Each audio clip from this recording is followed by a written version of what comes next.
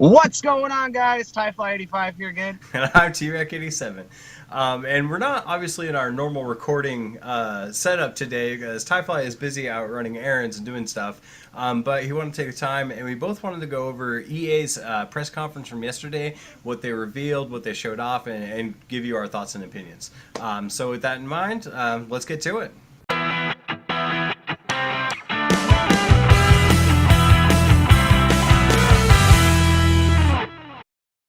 So, basically, we're just going to go over the different games that EA showed off, and I'm going to go just in the same order that they showed them off in, and then we're going to give our general thoughts and opinions on the conference.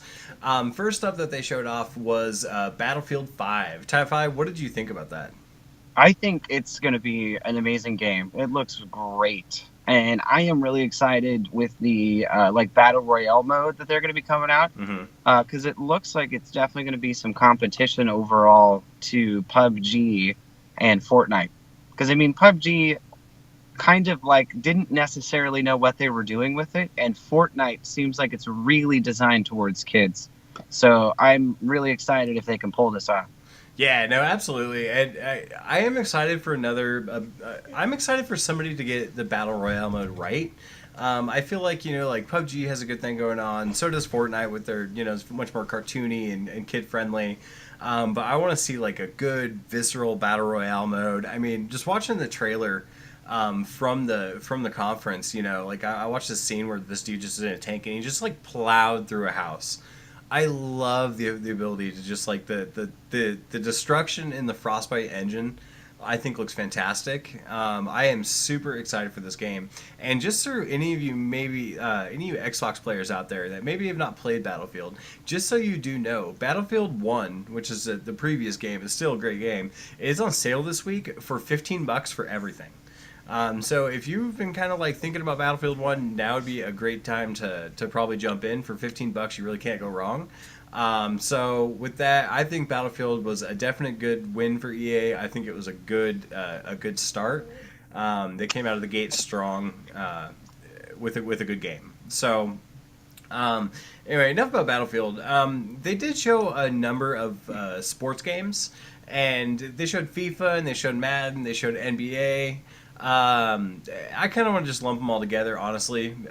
My personal thoughts and opinions on them, they look the exact same as last year and the year before and the year before that, maybe a little more polished. But my God, I mean, my opinion is that EA needs some competition in the sports space to really thrive, because they don't really have any.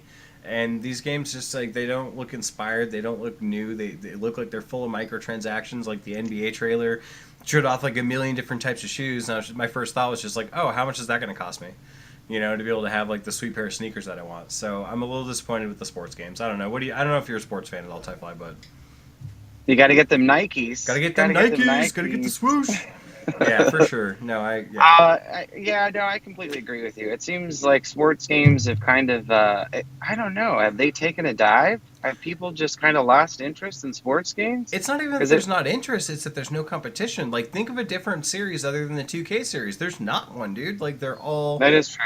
They're all under EA's, blanket, and there's no competitor. And so I feel like that's why, that we don't see leaps and bounds every year. It's just that you see, incremental, tiny improvements. So I was really disappointed with all. I mean, the trailers look great. The sports showings part of the conference was the most boring part of the conference to me. I mean, hands down, it sucked. I wasn't very pleased with it. So, next on the list was EA Origin Premier, which is EA's new subscription service. And my personal opinion, and let me give you a little background on what this is. It's a streaming service from EA. You can play all their newest games, but you can stream them as opposed to having to download and trying to run them on your PC.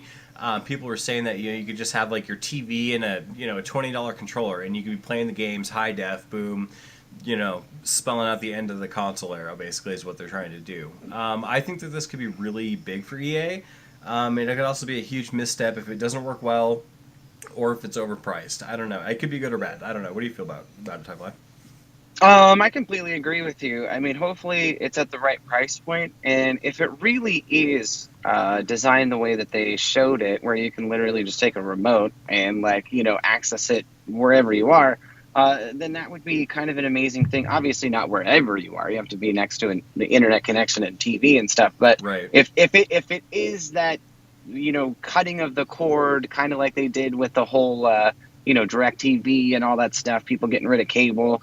I mean, this could be the next wave of gaming. Yeah. I guess we'll wait and see. No, absolutely. And I know a lot of people out there are speculating that this next generation of consoles like PS5 and Xbox, whatever, that they think it's really going to be the last generation of consoles.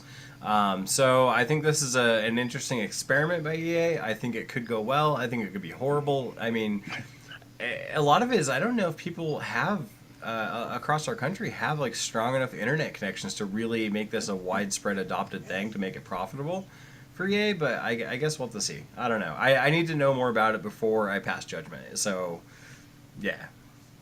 I completely agree with that. And also, too, I mean, another big thing is more people would have to get 4K TVs. So drop the price of 4K. Everyone will buy one. And yeah. Yeah, I mean, someday I'll buy one. As soon as it's not $700 for like a good 4K TV, I'll totally pick one up. But I'm in that boat, where I haven't adopted 4K. Specifically because it's out of my price range right now. So I don't know. Like I said, yeah, it could be good, it could be bad, but I guess we'll have to wait and see. My biggest disappointment so far with EA's press conference, and the thing I was probably the most excited about when I heard about it initially, and I thought they were going to show it off, was the Jedi Fallen Order. And all we got was just that lady talking to that dude for 2 minutes about the game, and he didn't really say a whole lot. Like, what is this game?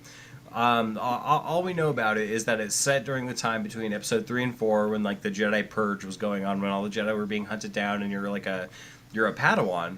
I mean, is this going to be a single player story driven game? Is this going to be like an online survival multiplayer type game? Like they didn't. Ooh. That could be cool, right? Like that would be rad. That I could picture where if you all start at different points of the galaxy and then you all have to try to find each other to stay alive. And Right. I mean, obviously, missions and stuff are happening while you're trying to find each other. But like, it's kind of like that Lord of the Rings game that you tried to get me to play, the Lotro Online. Oh yeah. You were so far off on the map, like way over here, and I'm just like, I'm never gonna get there. It's gonna Right. take me like a month to get to you. Like, Yeah. if it's something similar to that, that could be kind of cool. I just my biggest disappointment was that like we didn't get a screenshot, we didn't get a trailer, we didn't get anything. Like why talk about it at E3, the biggest gaming news of the year? I understand you want to tell people about it, but at least bring something to the table. Like somebody had to have made a drawing at least on your team Well, not about only the game. Yeah, no doubt. Not only that, but I'm really actually honestly surprised that EA is still making a Star Wars game due to the backlash of Battlefront 2 and the microtransactions. I really felt like they took a massive hit. And it literally looked like for a moment there that Disney was going to pull their contract. Oh, absolutely, and I kind of thought the same thing, and that actually brings me to the next game they showed off was Battlefront. They showed off like a new mode, new dogfighting mode, new heroes, and they honestly, dude, like they ate some humble pie.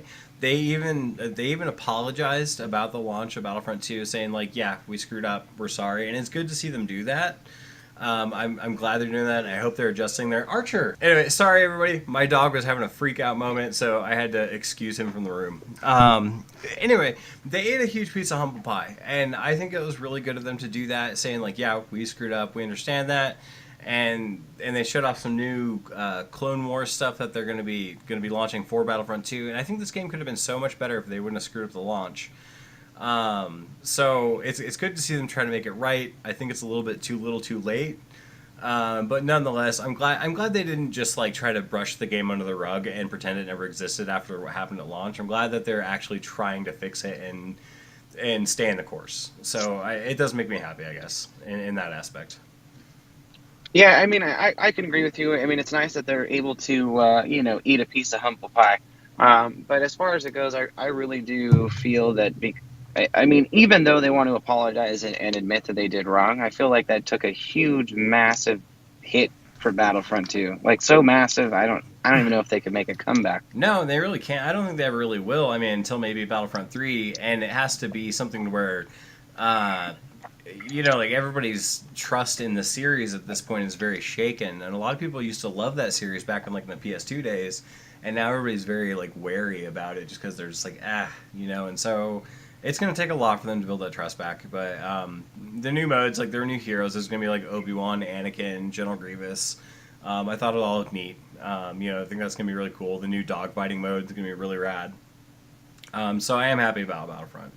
Next up on the list was Unravel 2. My takeaway was that it was Yarn Boy Simulator. I never played the first Unravel, never even heard of it, honestly. Like, it just flew completely under my radar.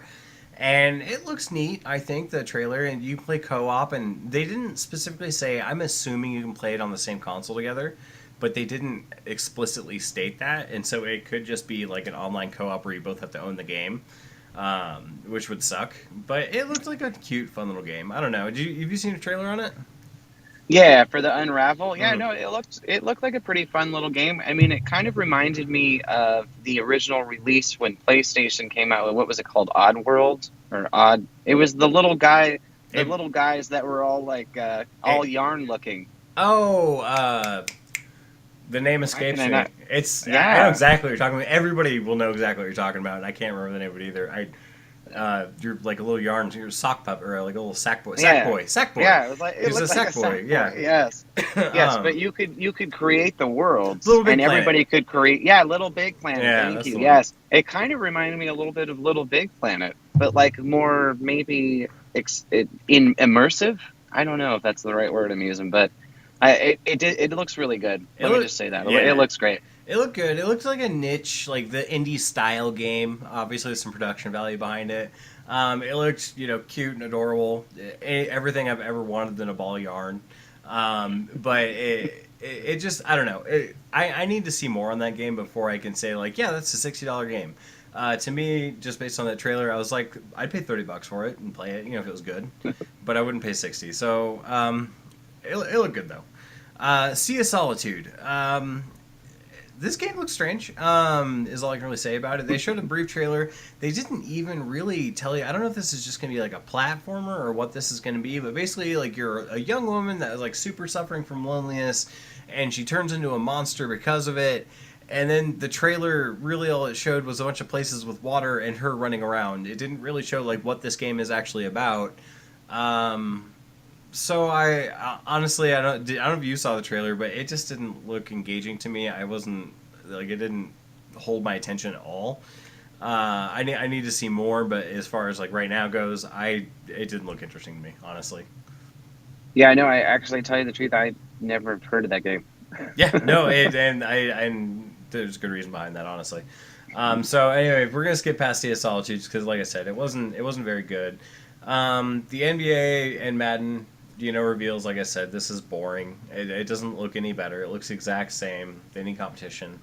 They did show off a mobile game. Command and Conquer is going to mobile. Again, this is something that I personally feel. I mean, I know a lot of people loved the Command and Conquer series. It was never something I got into, and they're probably going to make $1 bajillion. But this is E3. Don't show off phone games at E3. I don't care about your phone games. Honestly, show me something cool. Show me big things. So that was a little bit disappointing. The Command and Conquer on your phone is going to be a pay-to-win, and excuse the language, it's going to be a pay-to-win shitfest. I can guarantee you right now.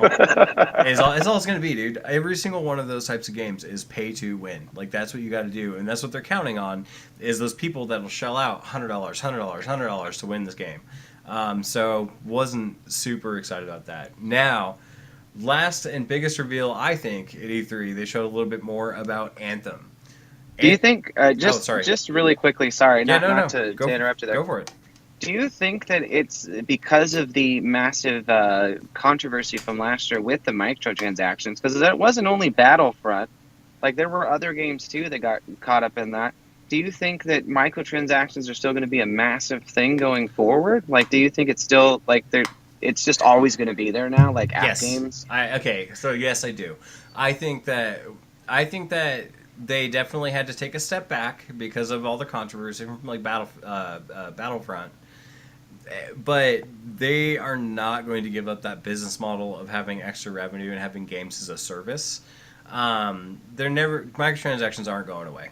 Too many people pay for them. Too many people are willing to pay for them. If I see something really cool in a game, and like it's a cosmetic thing, and I super want it, and it's a couple bucks, I'll pay for it. And that sucks. It sucks that they won't give you sometimes like a complete game from the beginning. But it's just the market we live in, and I don't think it's going anywhere, dude. It's just they're gonna find a new way to do it. Is what they're gonna do. Loot boxes didn't really work, and now they're gonna go and they're gonna find like a new way to get that extra money.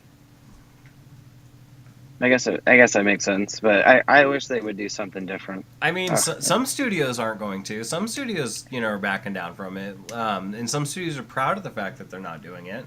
Like the creators of like God of War, they were super proud that there's no DLC. Even though I would absolutely pay for DLC, dude. I'd pay $20. I'd pay $30 for DLC for that game because I want more of that game. But they said, hey, no, this is a complete story. This is what we wanted to tell you, and we're proud of that. And good on them for doing that. But other companies like EA or Bungie, Activision, all these guys, they want that extra revenue. And from a business standpoint, it makes sense. I get it. But it doesn't make it a good thing. So, what was the line that you said once before when I asked you that? It was like, how am I going to get my yacht? How am I going to pay for my yacht? Yeah, no. How's that microtransaction? Yeah, how's the CEO going to get his yacht if we don't spend that microtransaction money? So, everybody, pull out your wallets, get your credit card. We need to buy EA CEO a new yacht because his is looking a little rough. So, anyway, back to Anthem. Anthem was the last reveal. And obviously they did say that there is going to be microtransactions in Anthem, just a little bit. There's going to be cosmetic stuff, no loot boxes. But the gameplay and the world of Anthem just looks so good. I am so excited for Anthem. Are you? Yeah, no, Anthem looks amazing. Like, I'm really excited to try out this game. I need to play it. I wish I was at E3 so I could try it out. Yeah, absolutely, dude. Like, just the fact that, like, there's different mech suits and you can customize them, and I get to be Iron Man, you get to be Iron Man, we all get to be Iron Man. Like, I'm super excited about that. And it seemed like you get your own little Jarvis voice too.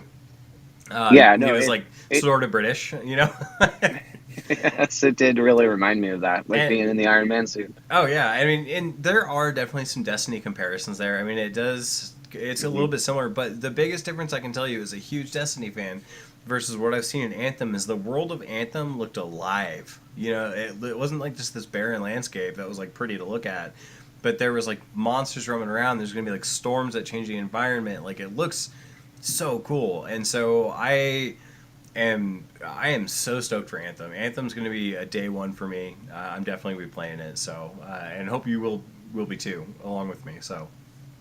I agree. I definitely will be playing that game when it releases. Which will be February 22nd, for anybody that doesn't know. It's going to be out early next year. And this is completely off topic from EA, but I got to get this out there. Last night at about 1:30 in the morning, Square Enix finally announced the release date of Kingdom Hearts. At 1:30 in the morning. It's not going to be until like January of next year. So I'm pissed it's not going to be here for holidays. I totally thought it was going to be, but they need just a little extra time to polish. So I'm still excited for it. But anyway, as far as EA goes, overall the conference wasn't that great, in my opinion. It wasn't bad by any means. They had a couple really great games, a couple strong titles. I wish they would have had more. But the reaction I've seen from like the YouTube community, everybody else, is everybody's really hating on it. And I don't think it was a bad conference. It just wasn't like fantastic is all. So yeah. I'm excited for 2 of the games, really, or 3 of the games, I guess. But it's hard to say I'm excited for the Star Wars game without like even knowing what it is, But it's Star Wars, so I'm excited.